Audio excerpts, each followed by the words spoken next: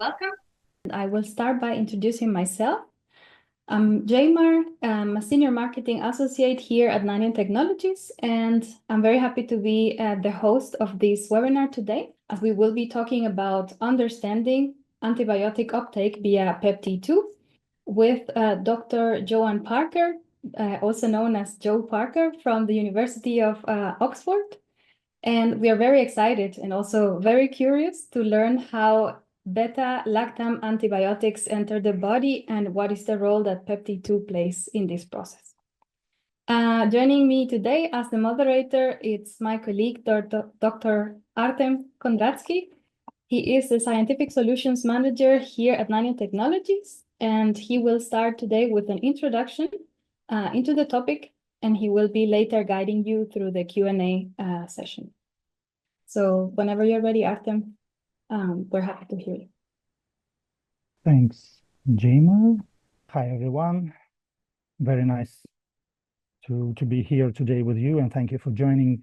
My role would be to provide some context for this webinar and highlight the importance of today's topics, but also to give you a brief introduction to the elegant technique that Joe has used in his study of antibiotic transport. And this technique is called solid-supported membrane-based electrophysiology. So we all know that antibiotics are one of the most transformative medical discoveries of the 20th century. And the reason behind this is very simple.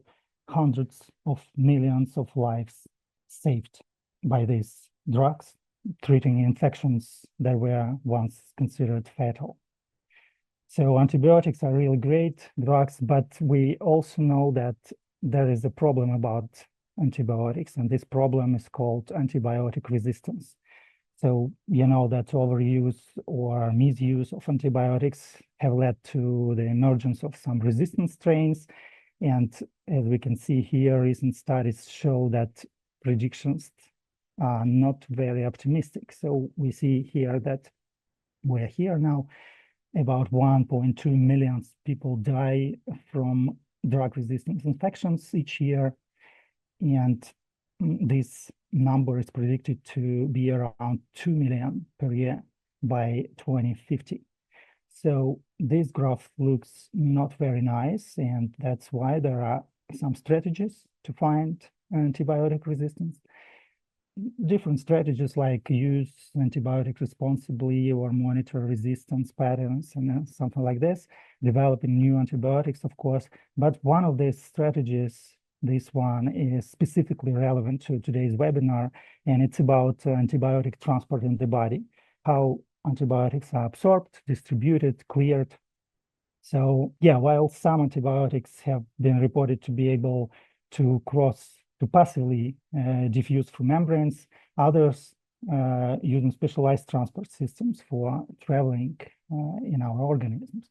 And as an example, let's take a familiar antibiotic, amoxicillin, the most prescribed antibiotic globally, and look at the journey of amoxicillin in our body. So after ingestion, it dissolves in the stomach and then is absorbed in intestine through this specialized transporter, which is called PepT1, peptide transporter, and then it circulates through the body, and it eventually filters out in kidney. But also there in kidney, it can also be reabsorbed via PepT2 transporter. So these two transporters are very important for the transport of amoxicillin through the body. So if we block either of them, then we'll affect the reabsorption and absorption of amoxicillin in the body. And as a result, the drug will not reach the intended site of action.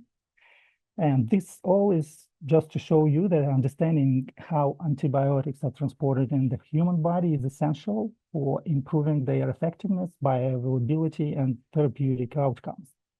So we know that it's essential to know how antibiotics are transported in the body. Then how do we study antibiotic transport? And I wanted to show you this picture from a very nice review from Resolute Consortium, showing a variety of different techniques available to study transporters. We can see uptake techniques, fluorescent dyes, biosensors, binding assays, great techniques. But today I wanted to tell you about only one of these techniques, and the technique that was used by Joe to study antibiotic transport, and the technique that I personally find most elegant. And this technique is solid supported membrane-based electrophysiology. And it's quite a long name, so we can shorten it to SSME.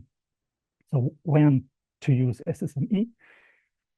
Obviously, if you are studying electrogenic transporters, then SSME have very big chances to make you happier in your life.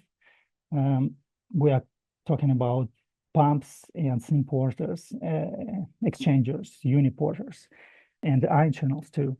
Then if you cannot easily express the protein in a patchable system, for example, some transporters will not easily go to the membrane in oocytes or mammalian systems, then you can just use your membrane fractions and study them with the SSME.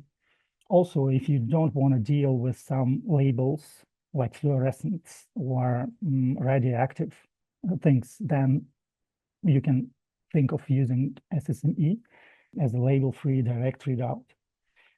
If you want high sensitivity and you are working with a low turnover, slow transporters, then SSME could be your technique of choice because, for example, patch clamp is not sensitive enough to be used to study slow transporters.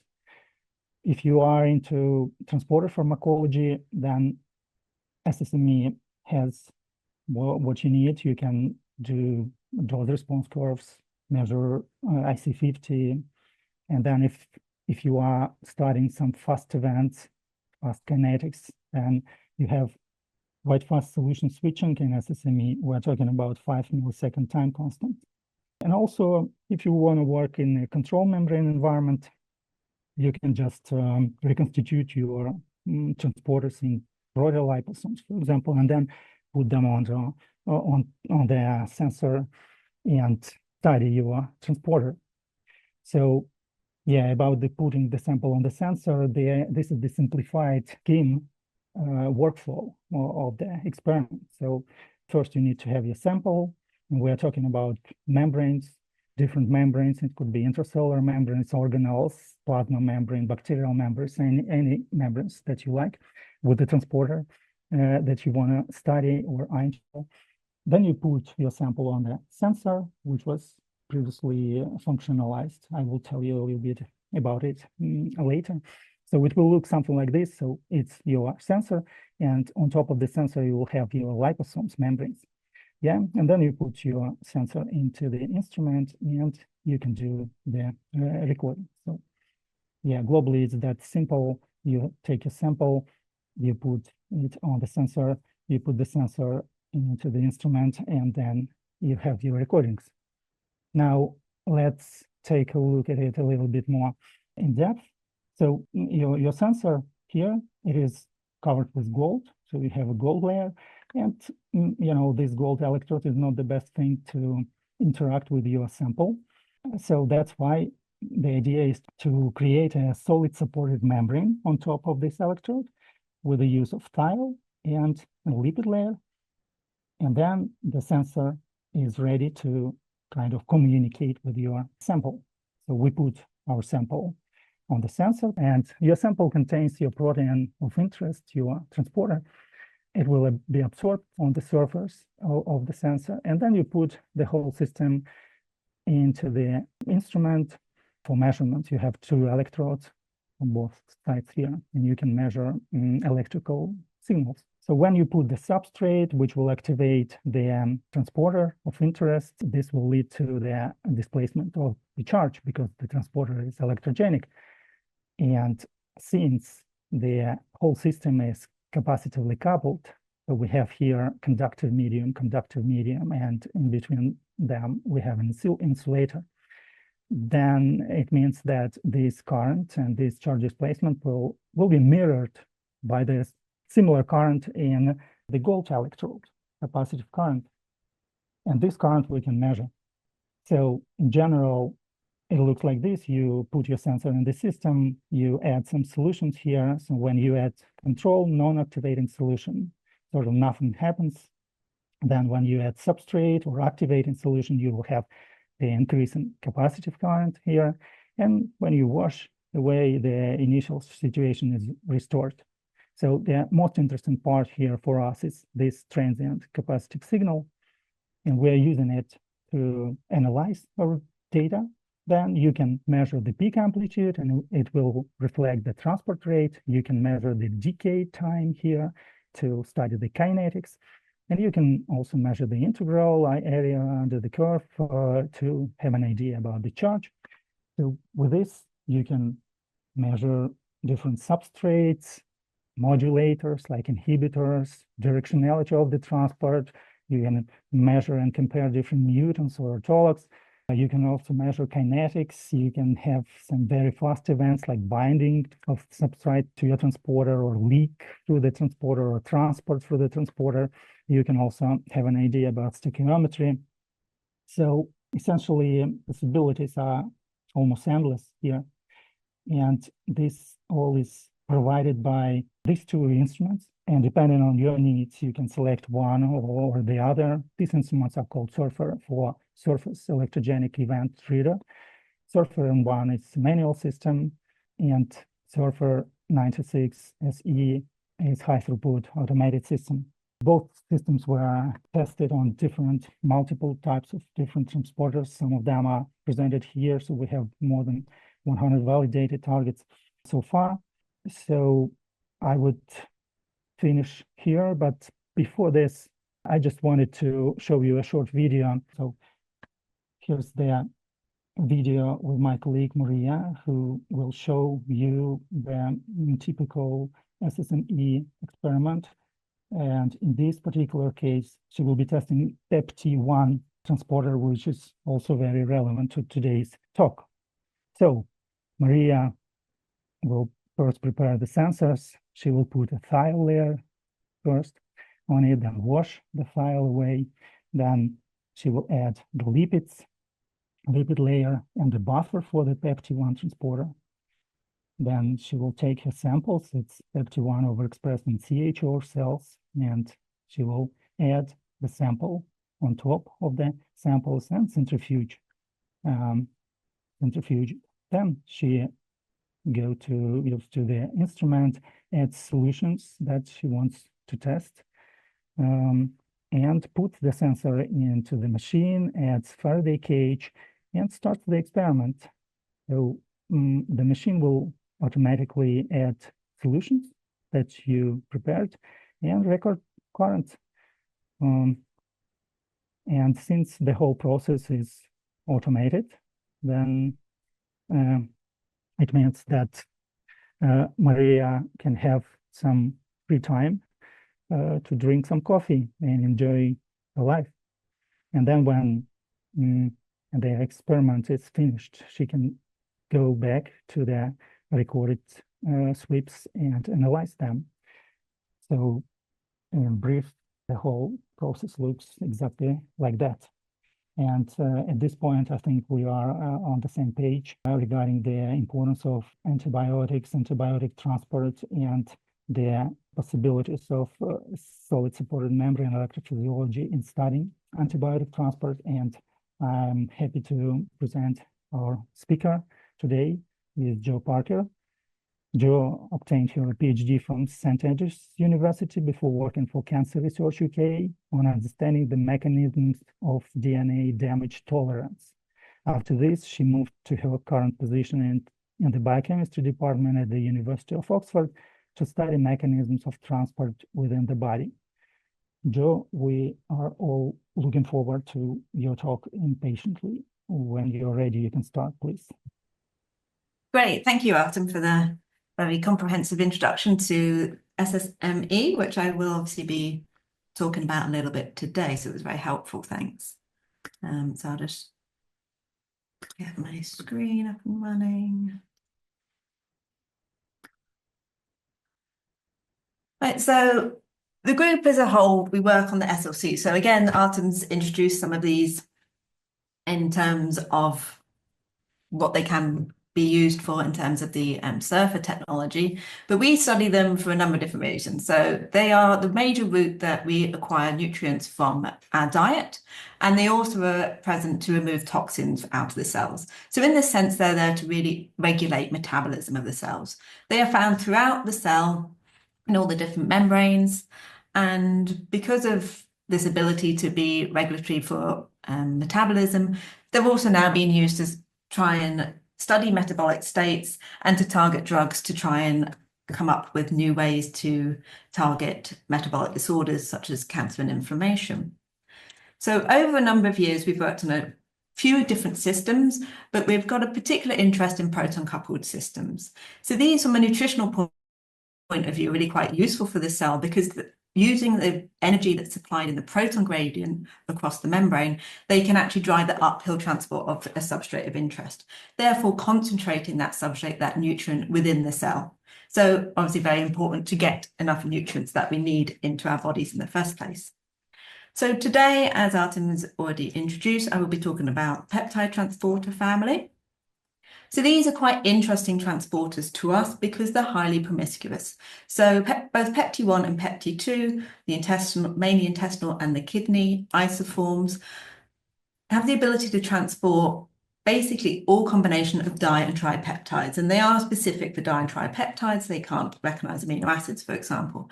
So if you think about all the combinations of the amino acids to make these peptides, that's up to about 8,000 different substrates that they can recognize. In addition to being able to transport natural containing peptides, they can also transport certain molecules that resemble peptides in terms of their chemical groups, such as shown here, the beta-lactam cephadroxyl. It has specific groups that resemble a tripeptide, and this is how this is taken up into the body through PepT1 and PepT2. Another important aspect is you can make a drug that hasn't got any resemblance to a peptide, and by fusing an amino acid to it, such in the case of valacyclovir, acyclovir is an antiviral. When you fuse valine into it, it is now recognized through PepT1 and PepT2 and transported into the body in a much more favorable way. So this so-called prodrug technology is quite useful within the pharmaceutical industry because it's a way to be able to deliver drugs through pill form. And this is ultimately, a lot less labor intensive in terms from a medical point of view. And this is why the interest in peptide transporters is quite high at the moment for this ability to be able to do this. So this talk today, and our first focus was on actually beta-lactam antibiotics. So as again pointed out in the introduction, there's been over the years a number of different antibiotics that have been identified or indeed synthesized that have been used widely in the clinic. And over the years, obviously resistance does increase as well through the bacteria being exposed to them. So antibiotics are classified into different groups dependent on what is linked to the beta-lactam antibiotics. So this is the beta-lactam ring, and if it's got 5 or 6 members, ring makes it either penicillin or cephalosporin. If it's got no additional rings, it's a monobactam antibiotic. And then again, different R groups are added to this scaffold to try and diversify the amounts and the different types of beta-lactams to try and get around resistance that's increasing in the wider population. So as I mentioned, taking pills is a lot easier in terms of a medical skill. And also if you need quite high amounts and a quite long dose, such as antivirals, you need to take for quite a long period of time. Similar with antibiotics, can be a quite long course. It's obviously a lot more pleasant for the patient as well. However, this indicates the number of different injections that was used in a decade for different antibiotics. And you can see the beta-lactams, a quite large percent of them are not actually available in pill form probably because they're not really recognized by PepT1 that well and can't get into the body. So therefore they have to be given by injections. So this is why we focus mainly on the beta-lactam antibiotics as our first port of call to try and understand how they are recognized by peptide transporters. So I'm going to go into a small amount of detail on peptide transporters and their mechanism of action. So globally, they work through this alternating access mechanism, which a lot of SLCs or transporters do undergo, where an outward-facing binding site combined, in this case, the peptide and the proton. This leads to a conformational change and a fully occluded state to block both sides of the transporter from the inside and the outside of the cell. Then a dissolving of this so-called intracellular gate will allow the release of, in this case, peptide and proton. So peptide transporters are part of the MFS architecture of transporters, the major facilitator superfamily, and these all consist of 12 transmembrane helices, as shown here. Within these 12, 4 are so-called scaffold helices, these 4 shown in grey on the sides, and they are there to allow, kind of, as the name suggests, a scaffold to allow the 8 helices within the centre of the transporter to undergo this conformation shown that's required for the mechanism of action. So how the gates are formed is that in the extracellular gate close, helix 1 and 2 pack against helix 7 and 8 and shut this side of the transporter to the outside of the cell. And then the other helices 4 and 5, 10, 11 are important for the intracellular gate. And it's this interplay between the presence of the ligand, the proton, and binding specific residues on the helices that allow these gates to be open and closed in a controlled manner. So another aspect of the peptide transporters, so called peptide transporters, they're the SLC15 family from the SLC nomenclature. They're also called POP family. They're all the same thing, but they are actually conserved across from bacteria all the way to humans, and they're quite highly conserved. This is somewhat unusual within the SLC family. While there is conservation within this family, actually, even the coupling machinery is still conserved. Quite often through evolution, maybe the coupling machinery has been altered or it's even been lost. Whereas within this family, not only is the coupling machinery the same, they are all proton-coupled, even down to the residues on which helices are also highly conserved, which is quite an interesting feature and was also quite a useful feature of this family, because it meant over the years, by studying both prokaryotic examples and also in the latter days eukaryotic examples, we could really delineate how this mechanism occurred in terms of the details of which residues are important for which steps of the process. So I'm just going to highlight a couple of key features that are important for the rest of the talk. And in this extracellular gate where helix 1 and 7 will come together to pack it, there's a histidine that's located at the top of helix 1. This is a slight difference between the eukaryotic mammalian versions and the bacteria. Only a subset of bacteria actually contain this histidine. Some of them have actually lost it and use a slightly altered mechanism, but some still even have this histidine. When this histidine is present, there's also an aspartic acid on TM7, and these interact with each other through a proton-dependent way, and actually the proton will hop onto the aspartic acid in the presence of peptide.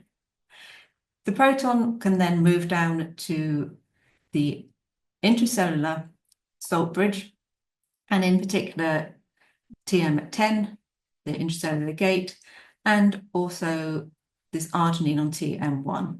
These are both important in the gating mechanism, and they're also related to this motif present on TM1 called the EXXER motif. So the movement of this proton in relation to where the peptide is allows for the opening and closing of these gates, and then the reprotonation of this histidine allows for the transporter to be reset into its extracellular gate and allow the cycle to start again. The other interesting difference between the prokaryotic ones and the mammalian is the presence of this extracellular domain. So this is a very early crystal structure of one of the first prokaryotic ones. You can see the 12 TMs that are present within it. And these are basically conserved in PepT1 and PepT2, but there's been an insertion of around 190 amino acids between TMs 9 and 10 within the mammalian peptide transporters. This, 10 years ago now, we solved the structure of this, and we found that it is 2 immunoglobulin domains fused together, and it's conserved structure between PepT1 and PepT2. They both have this similar ECD arrangement. So the ECD can be removed, and it doesn't affect transport of the peptide transporter. So this is what this is showing here. This is a liposome-based assay, which I'll go into in a bit more detail later on. But you can see here that both the full length and then the ECD deletion variant undergo the same transport mechanism, and there's no kind of loss in the fact if you start to lose the ECD. So it does raise the question of what is this ECD doing? Well, we found some evidence that it actually binds trypsin. And this is quite nice because some very, very early peptide papers within the field actually said that quite a large amount of trypsin is actually stuck to the gut lumen. And this is potentially actually even through PepT1. So it was kind of an observation that a lot of trypsin is sticking to the membrane, but it's not shown how. So we think this is probably through the presence of PepT1 in these membranes.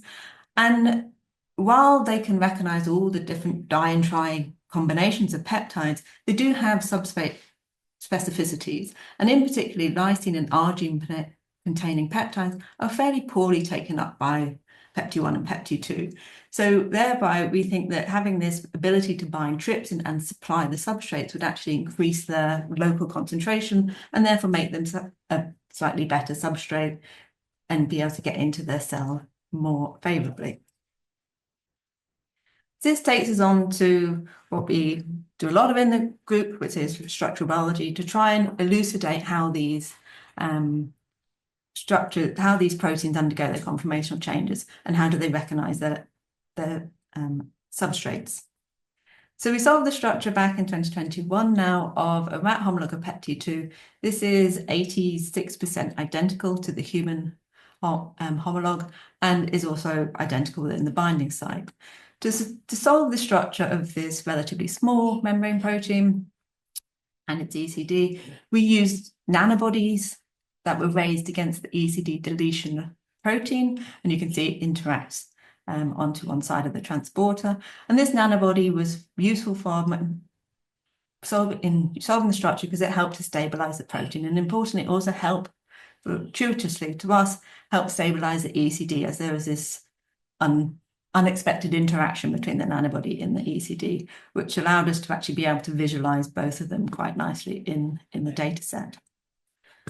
So the protein itself, you can see this ECD is positioned quite high up above the transporter, and it does undergo quite a degree of flexibility, and it does kind of wobble around a little bit, which is why having this presence of the stabilizing nanobody just helped us to visualize this in context. Another feature of the transporter, so this was in an outward open state, it's facing outward, it's facing the extracellular space where it would receive ligands, the peptides, and any drug molecules.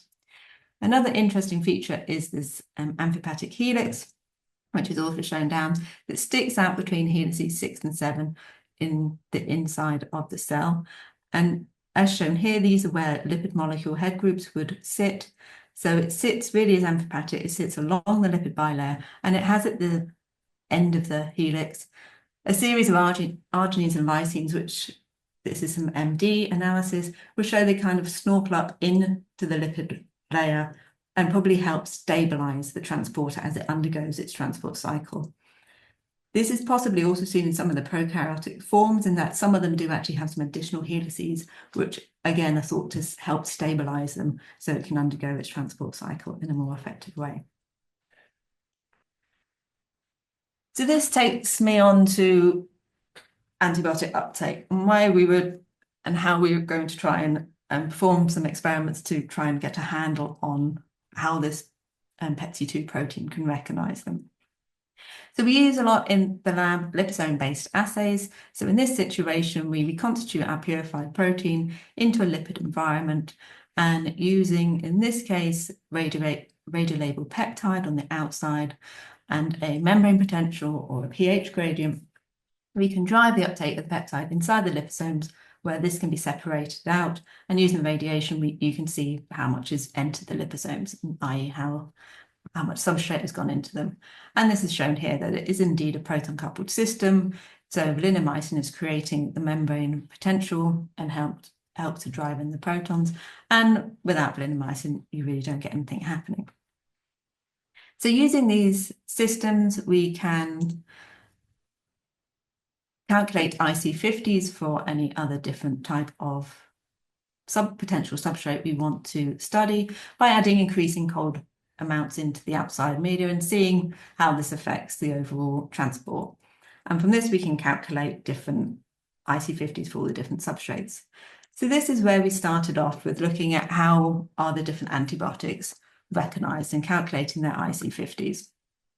So we started with amoxicillin, cefadroxilin, cloxacillin, because they are from different families of the beta-lactams, and calculated IC50. So we can see with cefadroxil, it's a better substrate than a natural peptide of dialanine, with an IC50 under these conditions of 19 micromolar compared to dialanine at 30, whereas both amoxicillin and cloxacillin were significantly higher, but still being recognized by the transporter. So there clearly are some differences that we can see with how this transporter is handling these different beta-lactam antibiotics. So this system tell us, well, they can interfere with the binding site, but are they actually substrates?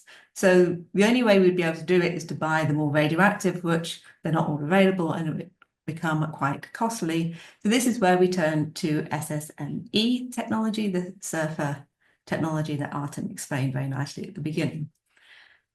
So in the setup that we used here, basically the liposomes are almost the same in terms of their lipid composition is identical.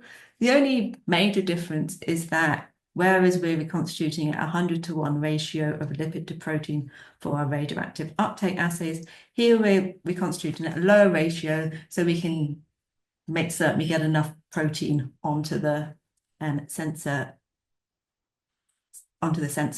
so we can see and measure the signal. But apart from that, the buffer is similar, but now, as I said before, it's not dependent on radioactive substrates. So we can use all our substrates and actually look to see if a current is formed when we add them onto the sensor. So this is some data that was shown in the similar data shown in the introduction, where when you add a substrate, you get a charge movement, though dialanine is a known substrate, it's a dipeptide, and you get this nice charge, whereas alanine, we know that amino acids aren't mechanized, is absolutely flat. And similarly, we worked out using dose responses, we can work out apparent affinities in this system. And for dialanine, it was around 100 micromolar, so slightly higher, but a similar ballpark to the IC50s that we were calculating from our radioactive uptake. So we thought this was quite important for us to do to really get a good handle on how we could use the surfer technology and then expand this out to our different antibiotic substrates. So this is what we did with our three antibiotics. We could see cefadroxil gave a nice current peak, as did amoxicillin to a certain extent, but then cloxacillin, even at very high amounts, was absolutely flat, so not being transported. So again, we calculated some similar affinities, and they show a similar kind of relationship, as in cefadroxil is, again, using this system, a better substrate, as we saw similarly with our radioactive uptake. Amoxicillin is worse, but under these conditions, even though it can interfere with the binding site, we can find out that it's actually not transported at all. So we wanted to understand the reasons for this. How are beta-lactam antibiotics recognized by PepT2? And can we try and delineate why there are these differences in what we're seeing?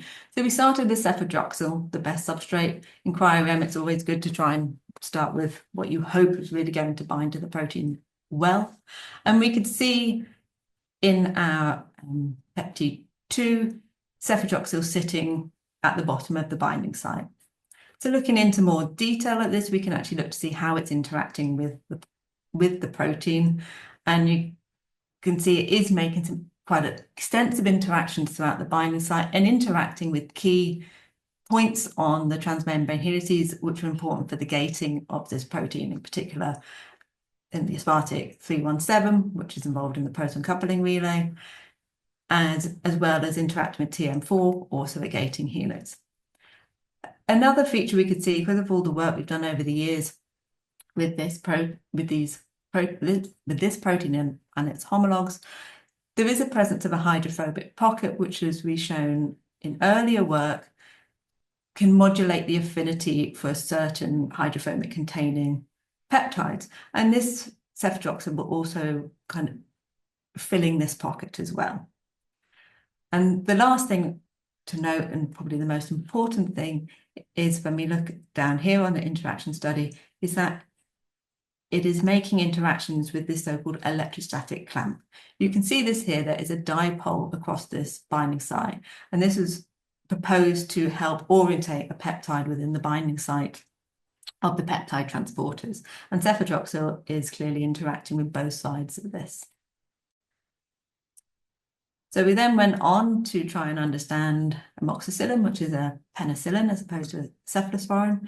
And we can see it's sitting in a very similar place at the bottom of the binding site. It is making slightly fewer interactions, probably explaining its slightly lower affinity substrate that it is, as it's not interacting with quite as many points within the transporter. But it's still interacting with the electrostatic clamp. There is part of the ligand going into the hydrophobic pocket. So this kind of does explain again why it can be a successfully transported substrate. Then we moved on to trying to understand, well, why is cloxacillin an inhibitor and not a transported substrate?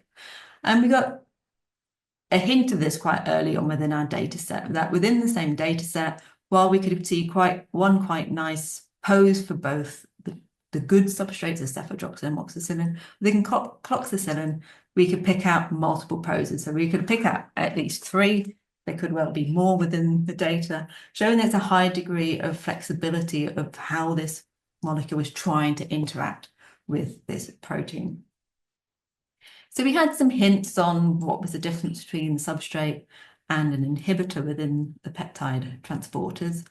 But we wanted to understand, how is this all linked to protonation? And can we get a handle on what is a substrate and why is it a substrate and what is an inhibitor?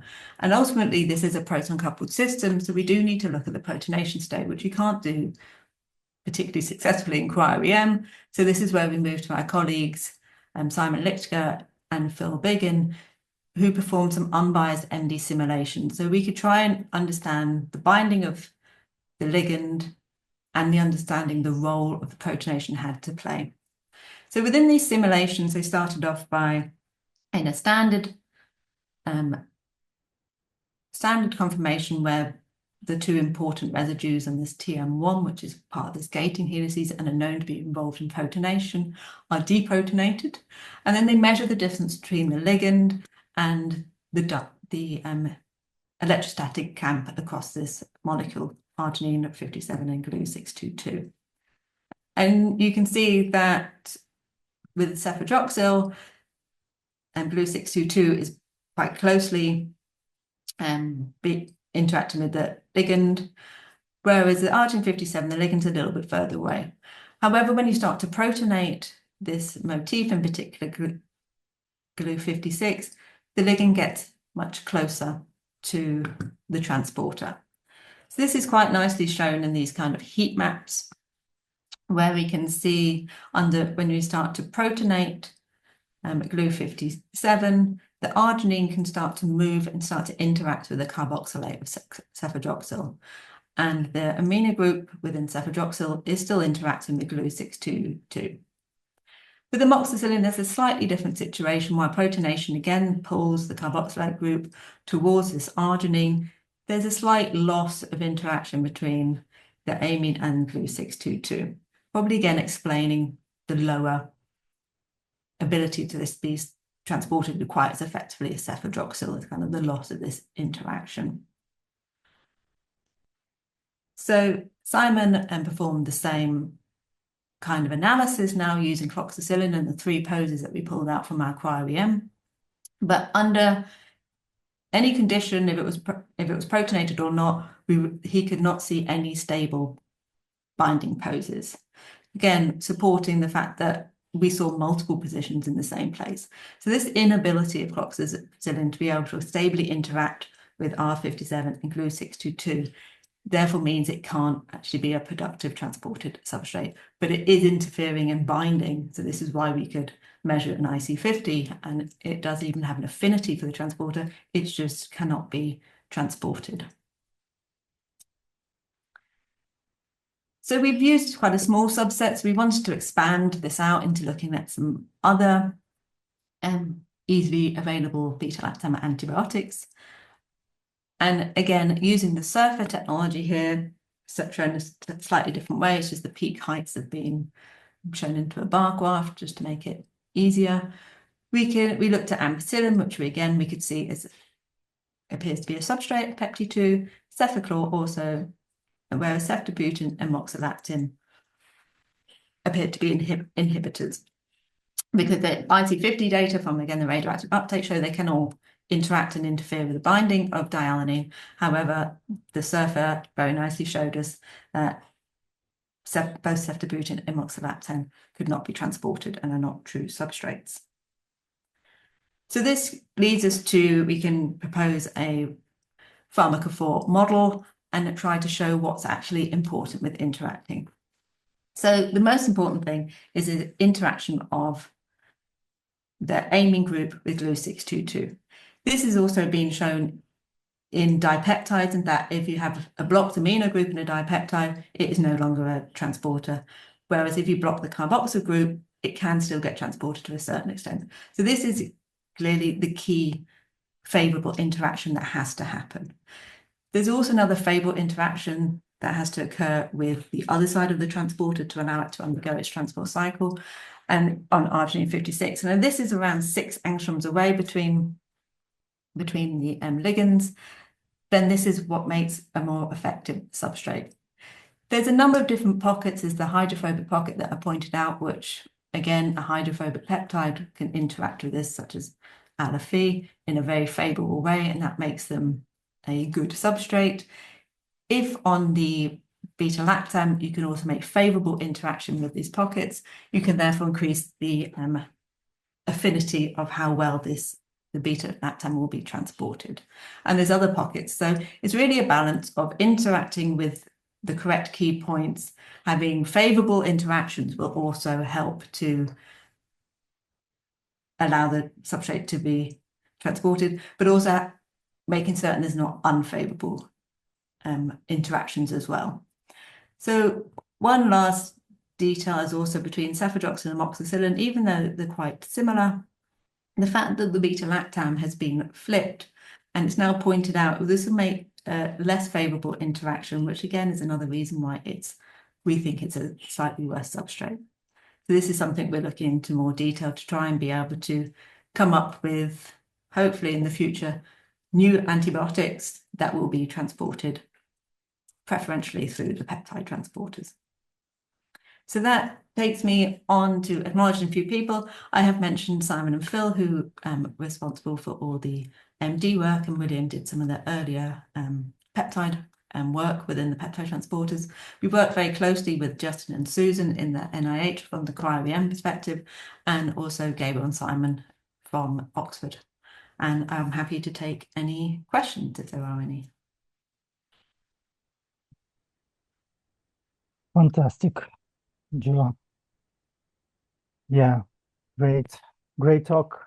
We will now go to the Q&A session, and I will ask the question I wanted to ask from the very beginning. So these di and tripeptide transporters, they usually transport di and tripeptides in nature. When we take antibiotic like amoxicillin, then they will also transport this antibiotic. And I'm wondering, is there any competition between these two substrates?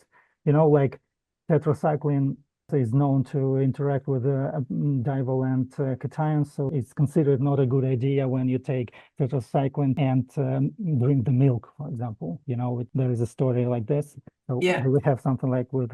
Well, it's exactly. I mean, a certain subset of the antibiotics you are advised to take them on an empty stomach.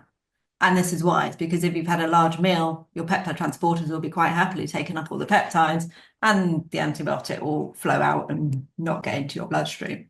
Okay. So again, there is a competition. Some of them will potentially, like cefadroxil, be slightly better than natural peptides because of its favorable interactions. But there is definitely competition. And obviously, the higher affinity something is, the more likely it is to get transported. But yeah, so in terms of when to take pills and when to eat, there is actually a reason for saying don't take them on a full stomach. Okay. Great, thanks. Okay, so we have a few questions here in the Q&A part.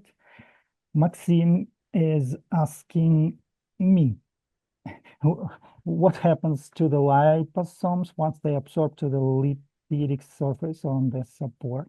Do they crush and open? Yeah, some people consider that they crush and open, and some thinking that the liposomes stay intact because of the solid supported nature of the membrane. So fusing does not occur naturally with a planar solid supported membrane. There are different opinions around that. Obviously, that will be interesting to discuss it with our application scientists more in depth. Is the orientation of the transporter or ion channel important to measure current? Should the random orientation not cancel the signal out? Yeah, another great question. So yes, regarding the orientation, from our experience, transporters, they have sort of preferred orientation in the samples. So it can be related, for example, to the membrane curvature in liposomes. So in many cases, you will have most of the transporters oriented in one direction during your experiment. But even if you have some transporters that are not oriented in that same direction, then it depends really on the transporter that you are studying. For example, if you are into ATPases, then the binding site for the ATP is situated just from one side of the transporter, and it means if you add ATP to activate your transporter, only those transporters that are oriented in the right way will be activated. So yeah, and then, for example, for the secondary active transporters, their activity depends on the gradient of certain ions. So you can create the conditions with the solutions where your gradients will determine the activity of the transporter. So in general, we don't have like big problems with these orientations. If you want to discuss it more in detail, I will connect with our application scientists. Rocco is asking, have you tried to mutate the helix that interacts with lipids to see if the protein is less stable? Question to you, John. To be honest, no, we haven't. It's something I think we perhaps should do, but we haven't. I must admit, we haven't actually done that. It's an obvious thing that we should look into. That we did try in the early days to remove some of the extra helices within the prokaryotic peptide transporters, but generally they just didn't express. So we couldn't see if they really was a stabilizing role for them. But we can't really see what else it could be doing. But it would be very interesting to see how much of a stabilizing effect does that have, which could be tested on the surfer, for example. Another question from Maxime. Ever tried to co-crystallize the ACD with inactivated forms of trypsin? How about other proteases? Have you tried to assess binding to PepT1 or PepT2 ACDs? So we did, when we started to look at this, we did look at a panel of proteases, and it did look like trypsin was the one that had the highest affinity. We did try a long time ago with trying to co-crystallize the trypsin with the ECD in isolation, using a mutated form of the trypsin so it doesn't just chew up the protein, but we didn't produce any crystals. But we could see nice binding, and we did actually look to see which of the binding interfaces it could, and we made some mutants that could disrupt the binding as well. Another question from the audience: have you checked the protein directionality when reconstituting into liposomes? The same orientation question to you, John. So as Artem was saying, when you have something to bias the orientation, such as the presence of an ECD, you do generally get a bias towards one way. So with full-length PepT2, it's about 90% orientated the correct way, i.e. with the ECD outside. With some of the bacterial one without the ECD, they are 50-50. But peptide transporters are symmetrical, so they are dependent on how that gradient is. So even if they're the wrong way round, they will still drive peptides in if that's the direction of the driving ions, if you see what I mean. So there's a proton gradient going within the transporter, it will be driving it in. It's not necessarily going to be the same affinity. However, the binding site is also basically the same, both outside and inside. So we don't think there is actually a big affinity difference between the two binding sites. They really are just being driven by the interplay between the concentration gradient of the two substrates. Joe, did you consider that a missing peak current could also reflect much lower apparent affinity in transport mode, Km, compared to binding affinity, Kd, which is reflected in IC50? In other words, did you test much higher doses in SSME compared to the IC50? So it's very difficult to test the binding affinity of these peptide transporters in terms of, say, a biophysical method. We did try for many years to try and come up with a pure analysis of KD. We do see differences, say, if you use thermal stability measurements between them, which is a proxy for KD. But in terms of the IC50, if you do the experiments with the radioactivity carefully enough, you can actually also see the fact that they are transported, because you get a boost actually in the dialanine being transported, because under these conditions with the IC50, you're using a very low amount of transporter. So when you have transported substrate, so when you start to add in a cold competitor, actually increases very, very slightly at low concentrations the amount of dialanine going in, because you've now got actually other substrates going in. But yes, a true measurement of KD we haven't done. I think the surfer is capable of looking at binding. It's not something we've looked into. I think I need to chat to some of the experts from Nanion to actually see if we can start to see binding using the surfer. I know some people have had some success using that technology to just look at binding rather than transport. 100%. Yeah. We'll contact you regarding this. Yeah. Another question from Maxime. What is your opinion on inhibitors of PepT1, PepT2? Do you think a primary amine is necessary still, even though transport is expected? I think you could, yes, you could engage it through a high affinity way by having a primary amine. And then if you just basically make it long enough, the gate won't be able to close. So I think a good way, if you wanted to inhibit it, would be to have a primary amine, so you do make it a high affinity, and then just make it bulky enough that the transporter really can't close around it anymore in a productive way, i.e. interfere with that extracellular gate closing. And one more from Maxime, just curious, any luck with SPR assays on SLC15 transporters so far? Using SPR, but no. The substrates are too small to be able to measure that small difference. We have also 2 more questions in the chat. In your SSME data, I noticed that substrate injection induces a fast negative peak before the main positive transport current appears. Do you have any explanation for this? Could it be a pre-steady state current? Yeah, I would certainly need help from our application scientists to comment on that. Andre or Roka, maybe you could join the discussion and comment on that.